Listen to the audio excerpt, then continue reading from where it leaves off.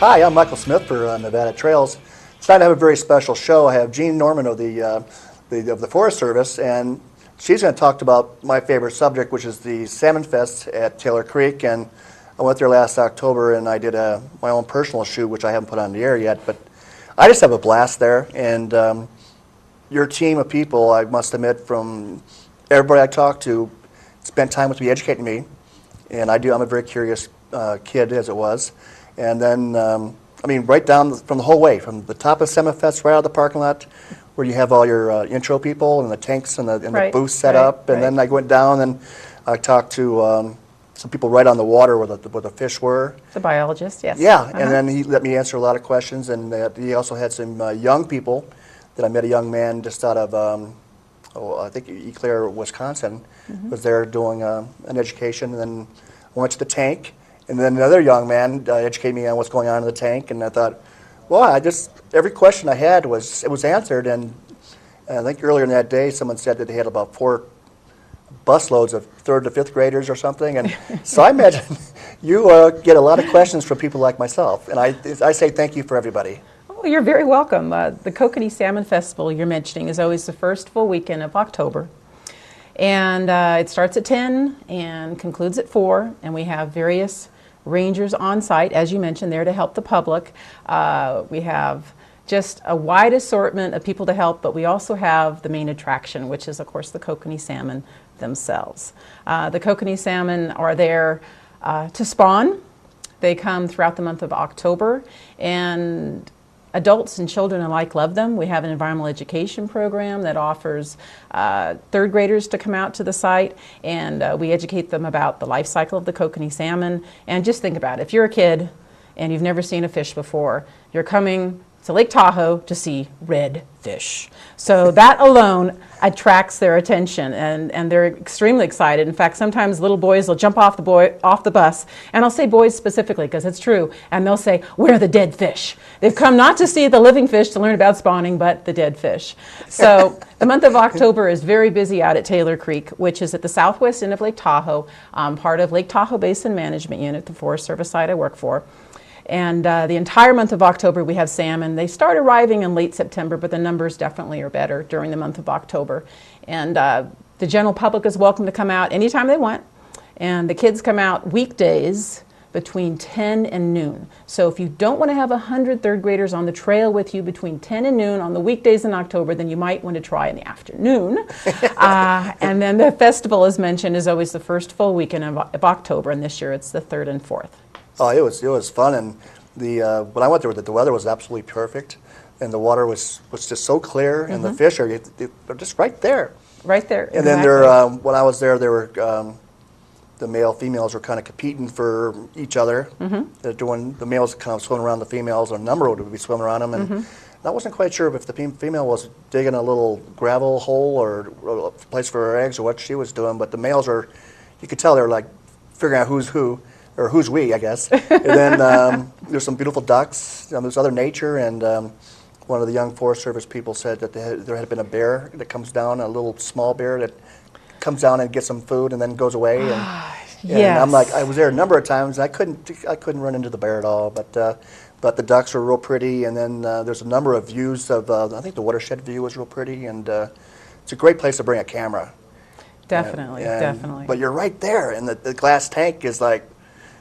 You can see the fish right behind the glass. It's just fabulous. The Stream Profile Chamber is celebrating its 40th anniversary this year, so it's been out there 40 years. And if you've lived in Carson City or Lake Tahoe for anything less than 40 years, you should have been out there already. So we open our doors to the general public Memorial Day weekend, and then we close the last day of October. So you don't have to come out during October to see the Kokanee. You can come out any old time. In the chamber we have both rainbows and German browns during the summer months. It's just fabulous. But it's just a fabulous site.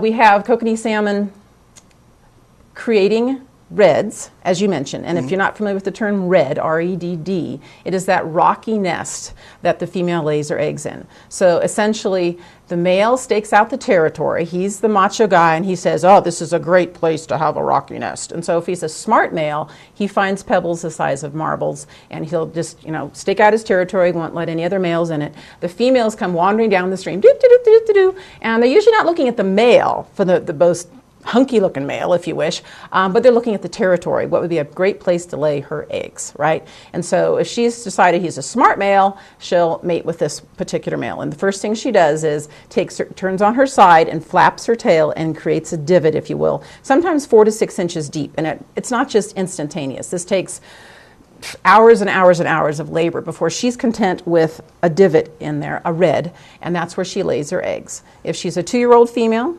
she'll lay about 400 eggs. If she's a 3-year-old female, she'll have up to 800 eggs in her, and usually you can't fit that much in one red. So she will only deposit part of it and then cover them up with pebbles and then kiss the male goodbye and go find another mate to deposit the rest of the eggs. If you're a 4-year-old female, you'll have 1,200 eggs. So she might have 3 mates. So she's pretty tired by the time she's dug her 3rd red. And so you'll notice that the females in particular have a very ratty tail, and that's the reason for it, because they're digging their reds. Oh, wow. It's just fantastic. The male looks very different from the female. The male has what you refer to as a kype, K-Y-P-E, which is a hook jaw, and that is produced basically a great way of fighting. So they can grab onto a fin, a tail, and hang on with those sharp teeth and do some significant damage if you're trying to scare off other males. And then the female's just your typical sleek-looking fish. The male's usually redder, the female's usually pinker. So they go from a silver fish out in Lake Tahoe, and when they begin spawning, when they're 2, 3, or 4 years of age, that's when they have changed their color to that brilliant red or pinky tone for the female. Well, I noticed it almost changes daily. Every day it's different, exactly, yeah. as far as how many fish we have. They just keep coming from Tahoe. Yeah, so the jaw gets more pronounced and they get scarier looking as they get going through this cycle. Right. And you brought some pictures to show us oh, yes. Where are we at right now? Oh, well, we have a male who's opening his mouth, demonstrating his nasty-looking teeth. So he's got teeth in his jaw that descend down during the spawning period, so he can use them to be very territorial. The female has similar teeth, but they don't descend down, and so they're not as obvious. And so there you have your male, very, very big kype, and he can do a lot of damage. So again, if you see males with their dorsal fin, the one on their back, all ripped up, or their tail ripped up, it's because they've been involved in fights. Yeah. There's some pretty ripped up fish from there. Yes. And they start turning white and gnarly, and that's because the outer sheen on a fish, that protective coating, starts breaking down as soon as they start swimming up Taylor Creek to spawn. That's because they stop eating, and they have to eat basically within themselves. They're breaking down their own flesh to survive, and that outer slimy layer gets broken down, so now fungus and everything can get in very easily. So if you get one little scratch, it starts getting really nasty very quickly. In the chamber a couple of years ago, we had one male that survived like over a week after, I swear he should have died the next day, where an eyeball fell out, he lost one of his fins. I mean, he was swimming around with one fin and one eye, and he was almost all white, and it was just like, just hurry up and die, you know? It's sometimes it's really quite disgusting. Someone's out there with a blowgun. Die already, you beat up fish. Now, the festival itself, we offer a lot for families, and then for kids specifically in the afternoon, they can come to the amphitheater, and we offer an on-stage program where the kids come up on stage and they actually participate in the life cycle of the Kokanee salmon. So you'll have a small child will be the egg, and then the next stage would be the alvin, or egg sac fry is the old term, and then a fry. And then from a fry, you're a fingerling, which is about the length of your finger. That gives you some idea of the size. So an egg sac fry, or alvin, fry, fingerling. It's kind of, you can just look at your baby finger and figure out the progression of size.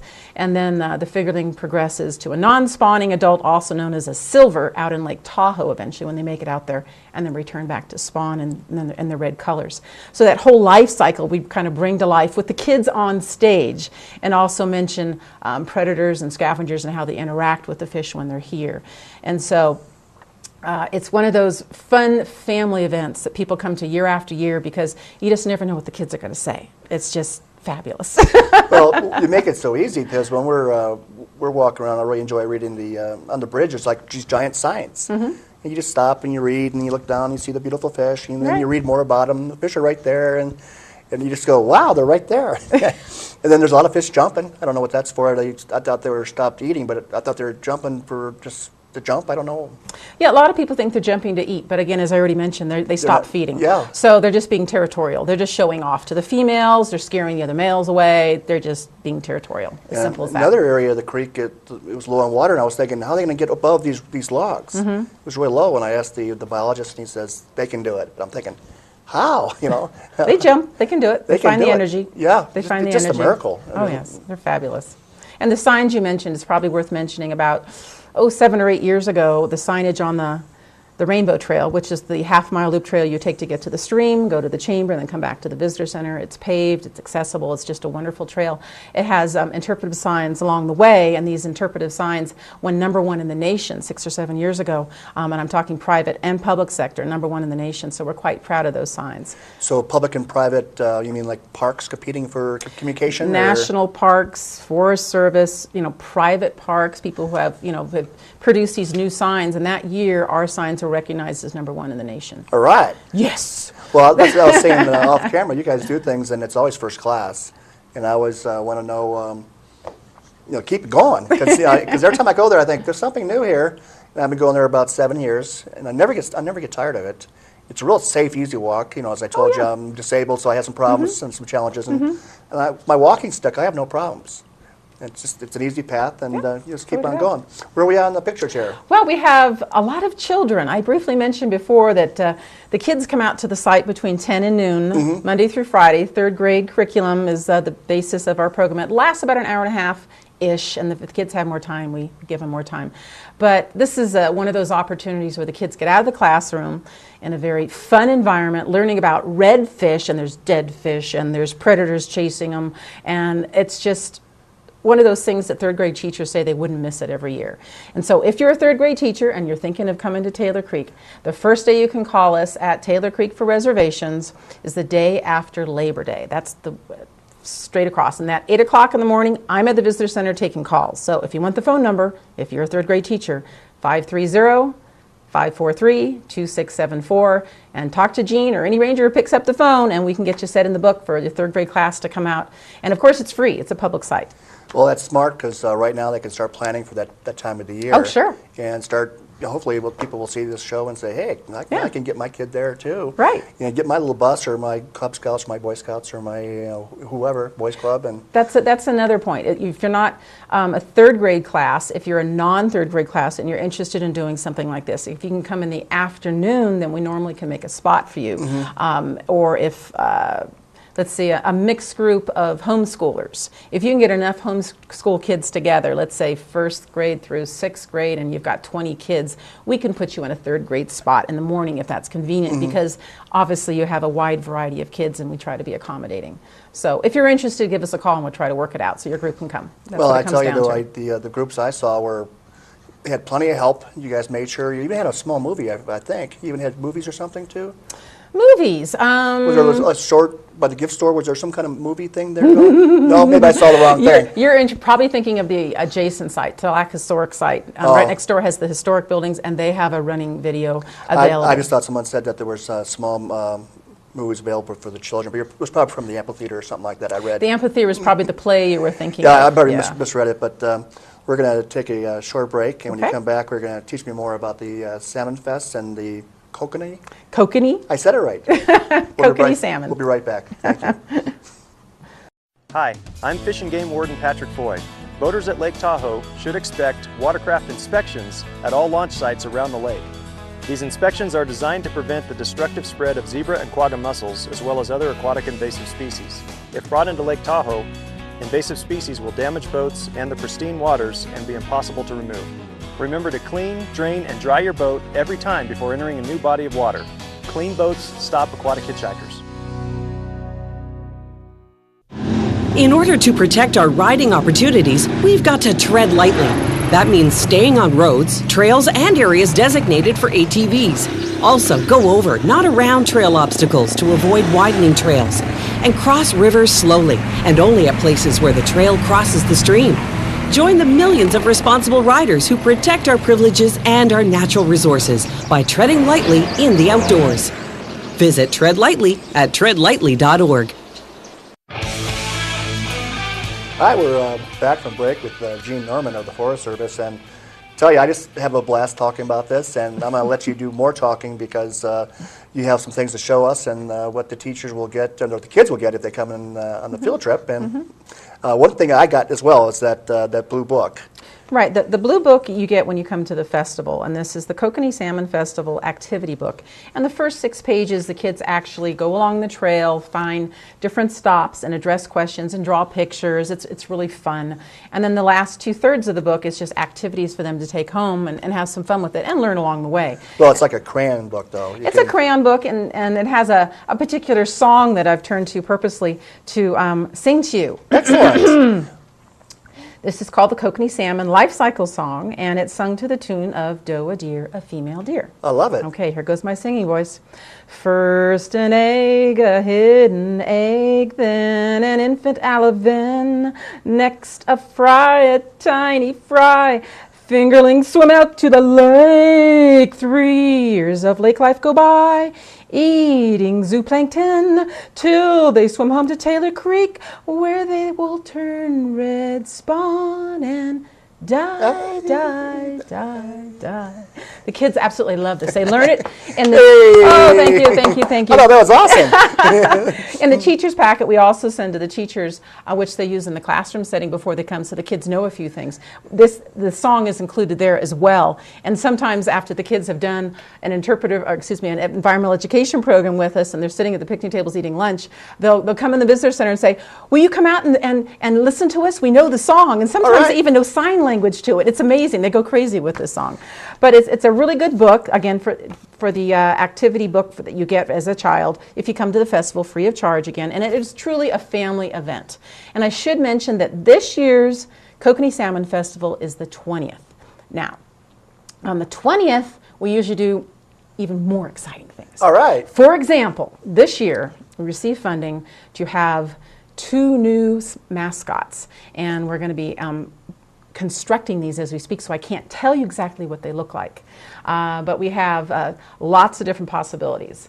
Let's see if we've got one coming. Let's see. We have the red that you see there, and then we have lots of fish in the stream looking for reds, and we have a wonderful fish with a kype in the stream profile chamber, which I mentioned along the way. That's a blast. That's just, the chamber is just fabulous. An underground building. Again, it's a ramp so you can get in it if you're disabled or you have a stroller, whatever.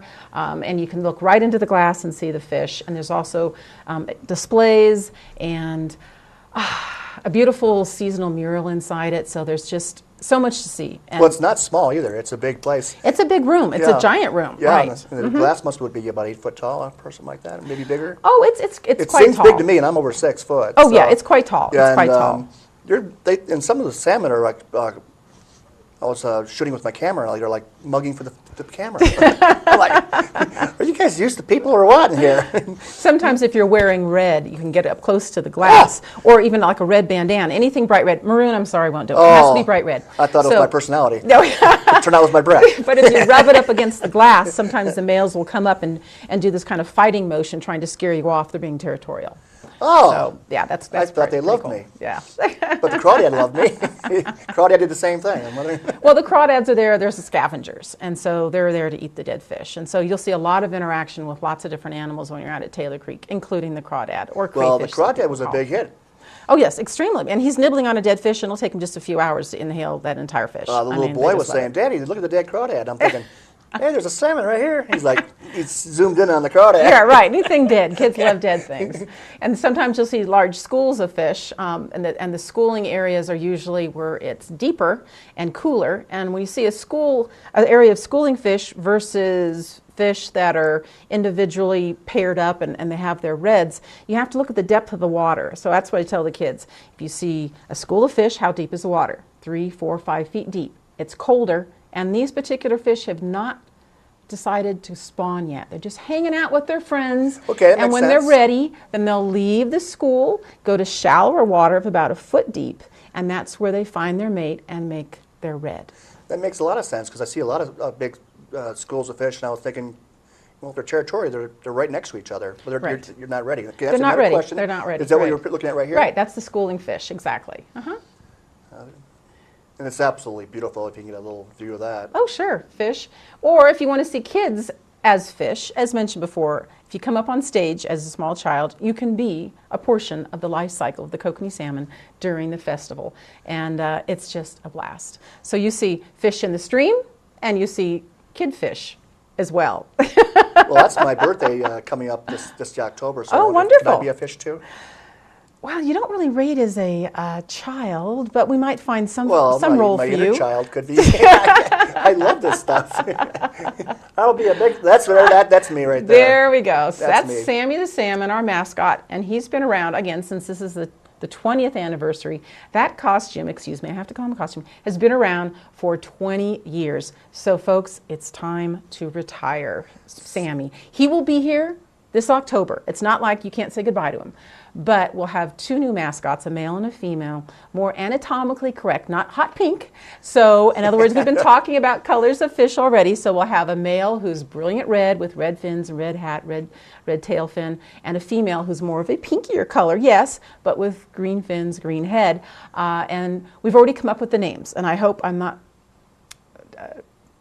stepping out here and saying the wrong name because I've already decided on the name, and if they want to change it, I'm sorry, it's not So happening. here is a scoop. All right, here's the scoop. So that's Sammy the salmon, our mascot of the past. And coming aboard will be, drum roll, Sandy and Rocky Kokanee salmon. I love it. So Sandy and Rocky. Sandy because there's sandy areas and there's rocky areas, and they're male and female names. So Sandy the female, Rocky the male. And so those will be introduced during this festival. I love now it. we'll have 3 mascots in one festival. So we better find some volunteers to get in those things. So come out and volunteer to be a mascot for the Salmon Fest, which is about a week long, isn't it, or something like that? Or No, it's just a weekend. It's Well, no, Saturday and weekend, Sunday. But the spawning, they say to come during that week, though. Because I was there a week, I guess, Right. for the whole process. The filming it. spawning usually lasts 6 to 8 weeks. They start arriving in late September, so the entire month of October is a good time to come out. And when we close on the 31st, quite frankly, the fish still might be in the stream. So you'll still be able to come on the site in November and view the fish in the stream. It's just the chamber will be closed But then. I mean, but Salmon Fest, I know was a weekend because you had a lot of vendors there as well. I met a lot of people that were involved with protecting the wildlife. I think one had Smokey the Bear still. Oh, look, we the have rescue lots of bears, folks. and Yeah, so I right. got education from all different angles. People from a Salmon Fest in Sacramento were there, and I also must say that if I remember right, the Bluego was running free bus service out to the Salmon Fest as well. If you're in town and in need of transportation, take Bluego free. Yeah, they do that especially just for the festival, for that weekend. In fact, they extend their service just for us for that weekend of the festival. Well, I thought that was awesome. That's the way to go, to park within South Shore and then take the free bus out to us. Or conversely, if the parking lot right near the visitor center fills up and you have to come in a car for whatever reason, there's an overflow parking lot at the snow park, which is on the other side of the stream on the upslope, and it holds an abundance of cars. And it's not really too far to walk. But Bluego is really, truly, as you mentioned, the way to go. Well, that's fantastic. I actually didn't know about the snow park. Right. And you also mentioned you received some letters as well from our young fans. I would love to get letters from the show. People email me and they say things about me all the time. When these third graders come out to the site, they are not just impressed with their rangers and what they learn on site. Yes, I can pat myself on the back, but they are just so enthralled with the site itself, with seeing the fish. We're going in the chamber, and I get these wonderful thank you notes with pictures. This particular one you probably can't see, but there's a male fish kissing a female fish with a little red heart above it at the bottom, and it's just so precious. I just love getting these thank you notes from the kids. Dear Ranger Lindsay, she's one of our rangers. I had a great time at Taylor Creek today. I love seeing the Kokanee salmon swim around. I like watching the fish fight.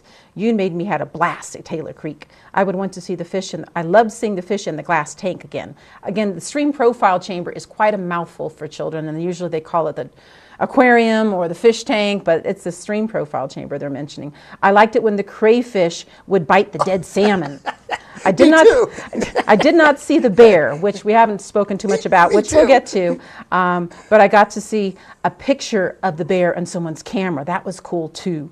I want to come back to Taylor Creek. You made my life so great. Thank you so much. I mean, you get these kind of things, and you're just like, wow, you know, I would definitely impress this child. Well, that So is a sworn testimony for Taylor Creek to show the third graders have a good time there. They mentioned the same things I liked. I missed the bear too, but I love the crawdad, and I love the fish, and I love the people taking care of me. And you brought some I brought samples some here. salmon. Now, the typical salmon in Taylor Creek is a 2-year-old or a 3-year-old, and they're pretty small, usually 12 to 14 inches. And so a lot of people, the first thing they say is, why are your Kokanee salmon so small? Well, Lake Tahoe doesn't have a lot of food, a lot of zooplankton. If you have a limited food source, then you don't have very big fish. As opposed to ocean-going salmon like sockeye, which these are derived from, we believe, they have the entire ocean to feed upon. And so they're quite large. And so it makes sense if you just think about the food source.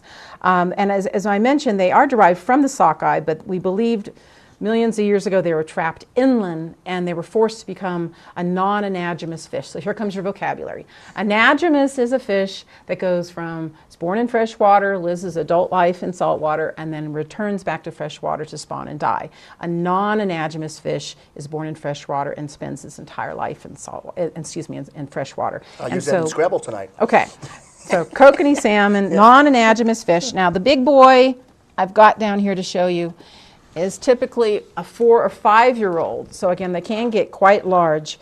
And this guy, you can see very easily what I was talking about with the kype.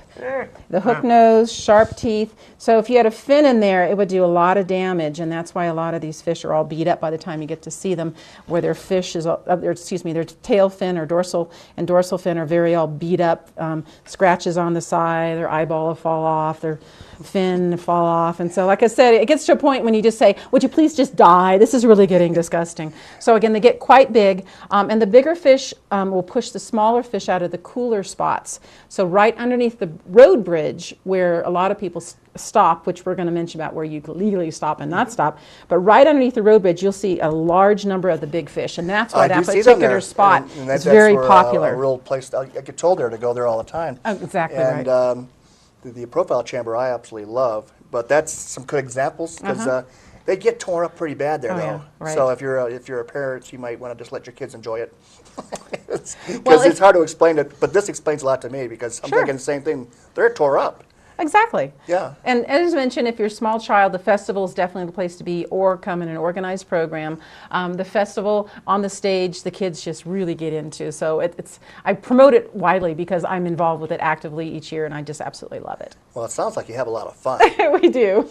We still have about a minute or so left. Would you like to give out your phone number again so people can call you and get this thing planned? And I actually have 2 numbers. Okay. In the summertime when I'm at Taylor Creek, it's 530-543-2674. That's a direct line to Taylor Creek Visitor Center. Call me anytime if you're interested in Kokanee and what you can do with your kids. In the non-summer months, I'm located at the supervisor's office and I have a different number, 530-543-2694. So it's 1-digit difference, 94. Okay? sounds All perfect. right, great. Well, we still have some time left. Let's see, we're in the profile chamber. We're in the profile chamber, and you can get some fantastic pictures of profiles of the fish right next to the chamber glass. And you will see a lot of people with cameras, including yourself. Oh, yeah. You were out there last year. No, You I had actually, I helped. Got to bring your camera. I took a lot of pictures of tourists with them, their spouses. They just gave me the camera. Right. So I was doing my part to help the community. But I'm like, hey, I want to take pictures of me too. And then, like I said, the young man, when I was in there, spent probably 15 minutes with me and some people around me talking about the fish, like you've been so nice too. And it's just everywhere you go, the people are so helpful. It's like it's hilarious. And then the next picture would be more of the stream. Okay, we have mallard ducks, and mallards will dig up the redds to get to the eggs. And so the mallards really, really love nibbling on our eggs, and that's a learned behavior. Mallards in other areas don't do this. Well, Jean, we just ran out of time. I got to have you back to talk about the fish and the Salmon Fest, and I'll show you some of my home pictures I took there too. So, anyways, thank you for being on. Oh, you're very welcome. Thank you for having me. Look forward to seeing you again. Okay. Thank you very much.